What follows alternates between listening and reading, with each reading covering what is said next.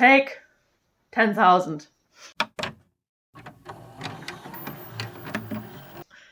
Hi, my name is Jenny Haybury, current female captain of Y Company in Team GB. Hi, my name is Daniel Winter, current male captain of White Company and male captain of Team GB.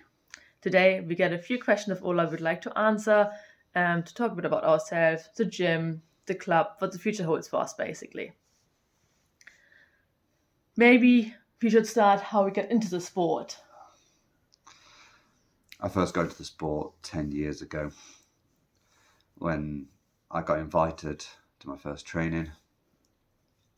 For me, when I first put my armour on, it was quite a magical moment. I felt like I'd been missing a limb my whole life that I didn't know till I put the armour on. And to this day, that's still the feeling I get every time I put armour on. It feels amazing. The first time I saw the sport was actually 8 years ago.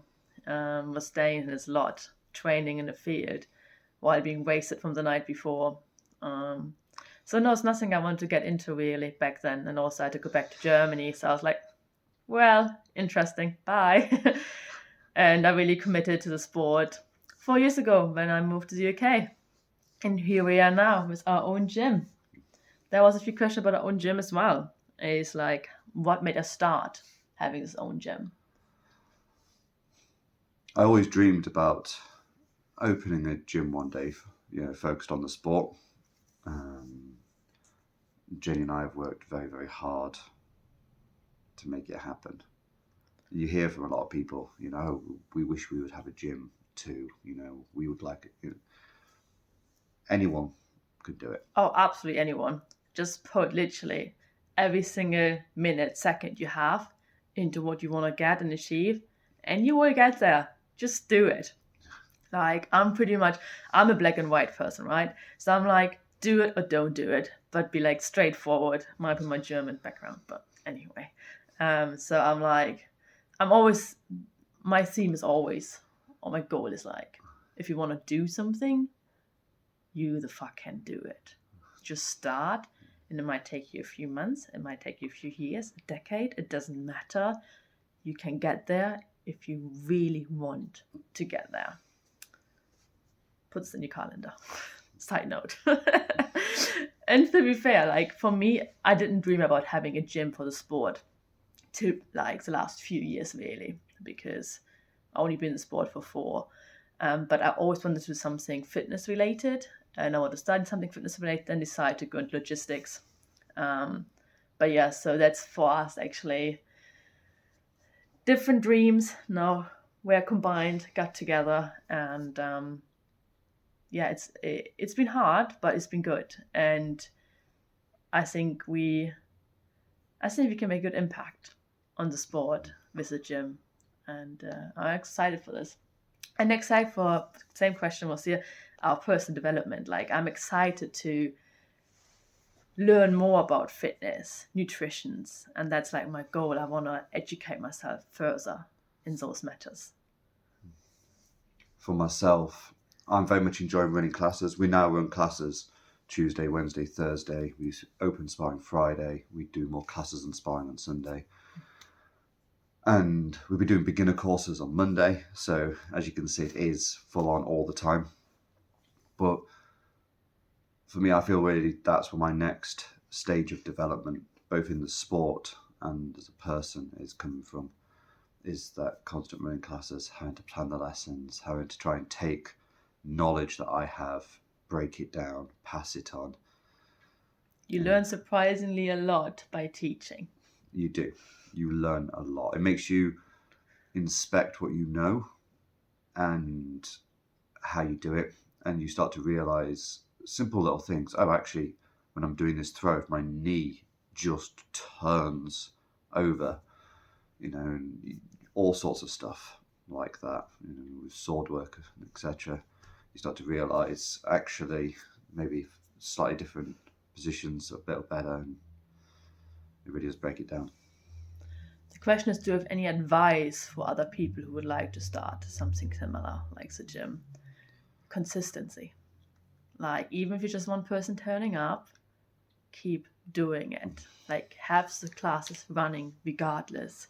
Because when we started, there were a few times that we only had literally 2, 3, maybe even 1 person, and it didn't matter.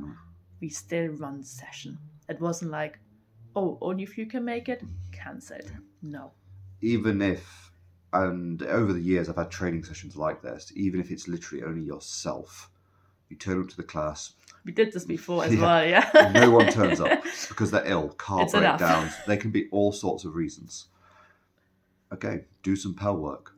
Film yourself doing it. Let your students, let your teammates know that you still turned up, you still did the class, even if they weren't there. And that trust that people know they can always turn up on that evening and you'll be there makes a big difference. If you go, there's only 1 or 2 people coming and we're going to cancel the evening, then people fall out of the habit of coming, and then people can't trust they can just turn up. Because sometimes people go, I'm not going to make it tonight, and then suddenly actually they finish work and they're like, you know what, actually I can get there only 10 minutes late. And if they know that the class is always 7 till 8 or 7 till 9, etc., it makes a huge difference. It really does. And consistency in the sense of you as a person, not just as coaches, but the person who's coming, if they don't end up coming regular, they're getting out of their consistency, and then they always find small excuses why they can't make it. But if you're already given the offer, like, no, you can come anytime, and we're not breaking our promise, then it's most likely they're not going to break their own promise either. Should we move on about competing at like the highest level? Basically, I think the question is more like what have we achieved together, but also like how it is to train to be at this high level we are at right now. It is tough, I would say. Like, we try to get better, but the last 2 years we didn't do any holidays apart from tournaments. We just focus on work and training. Now we started a bit better, but it is hard because it's just a hobby where there's not money involved to get all under one cap, but it's absolutely worth it. For me, what I think I really realized is the kind of achievements, obviously winning my fights, like winning gold medals, but also I have people messaging me now, you're inspiring me, and I think that is the biggest achievement I got in the sport. With competing at that level, and we both dedicate pretty much every waking moment to this sport. We either talking about our own trainings, we either talk about our own fitness, our own goals or classes, or the national team, as you know, obviously joint national captains. And it does take a lot of work to do that. That's literally all we are focused on. For me, one of the highest. It's a lifestyle. Yes, it is. It's a way of life. Yes. For both of us. So I didn't want to interrupt you. No. The question was, what's basically our plan, our goal for the World Championship in Hungary? I mean, obviously, gold. Taking gold in every category, very important. Mm-hmm. It's going to be an actually massive year for the UK. Yeah, big milestone. Huge milestone. Yeah. It's going to be the first time we've taken a full 50-man squad. On the male side, we're going to have all the positions filled, and we're not just taking random fighters. We're taking a full team of dedicated, trained people, which is huge. Yes, I think that's our benefit of the UK being so small, is this running our national training on a regular basis, and people have to drive an average, I would say, 2.5 hours, maybe even less, 2 hours, and it's not the word, like, because we're so compact, we can run those national trainings. And for the female side, it's nice because we only, like, every other country struggles as well with the female side, but being able to have some, at the last national training, we had like 12 girls in armor doing some 5v5. We had 30 men in armor at the national training. That's just mental. It's amazing. It's so nice seeing so many people who want to learn, who want to get better. And I think that's what I love about being a captain, is this drive, seeing people. And if they give you the drive, you love to push them further as well. Definitely. The feedback you get from teaching people is very much like that. It doesn't matter whether we're teaching the actual team or our club. You give what you get. You really do as a teacher. Yeah. Should we move on about looking ahead, basically, what's next for us in the sport and what our big goals in the gym or personal careers, really. We spoke a bit about earlier already, to be fair. Next in the sport is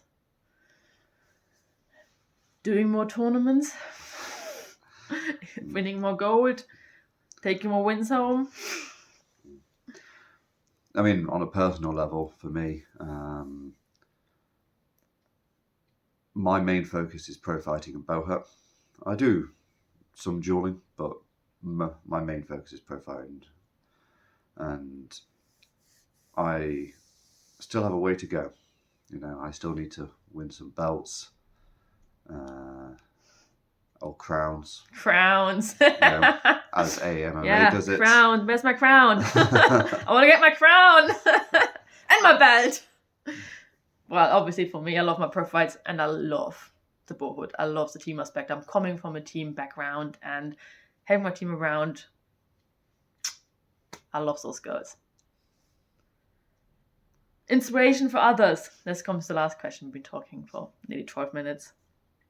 If you already have left us, we understand. We might be not as interesting as other people. What keeps you going after all these years, and any advice for people chasing big dreams, whether in armor combat or anything else?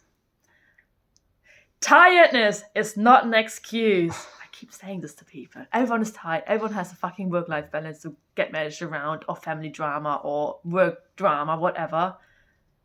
If you turn up, you're doing more than the person who didn't turn up. It really is. It's about discipline. Yes. No. If you somehow manage to be motivated day in, day out, for, as I've been in the sport 10 years, then that's pretty incredible. But for most people, you know... I don't think people are just motivated. No. You seesaw. It exists. You know, things happen in life and it kills your motivation. And you still have to just get up when that alarm clock goes up in the morning. You know, you have to...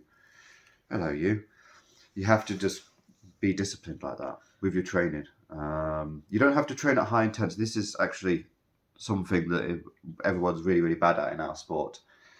You don't have to train at high intensity. You know, if you're struggling for motivation, still turn up, still train. But it helps in some cases to sometimes just dial the intensity back. Every rep will bring you further. If it's high intensity or just literally drilling and drilling and drilling. Like footwork, best example. Most of my largest step forwards in terms of my personal skills have actually come not from the high intensity trainings. It's come from those lower intensity trainings when I've had to dial it back because of injuries or because of I'm just too tired. Because when you're going through the reps more slowly because the intensity is down, when you're doing the power work more slowly because the intensity is down, and you're studying what you're doing, you start to realise how you're moving and how you can correct some of your footwork mistakes. You know, we think we're start getting a bit off topic. Yes, and I think about inspiration, weren't we? We kind of did already. Discipline. There you go. Suck it up, motherfuckers. Let's do it. Life is fucking hard. Life sucks. Then you die. Yes. Do the fucking best of it. Achieve what you want to fucking achieve in your lifetime. You know? Don't just sit on a sofa, watch television. It's not going to bring you anywhere. That's it.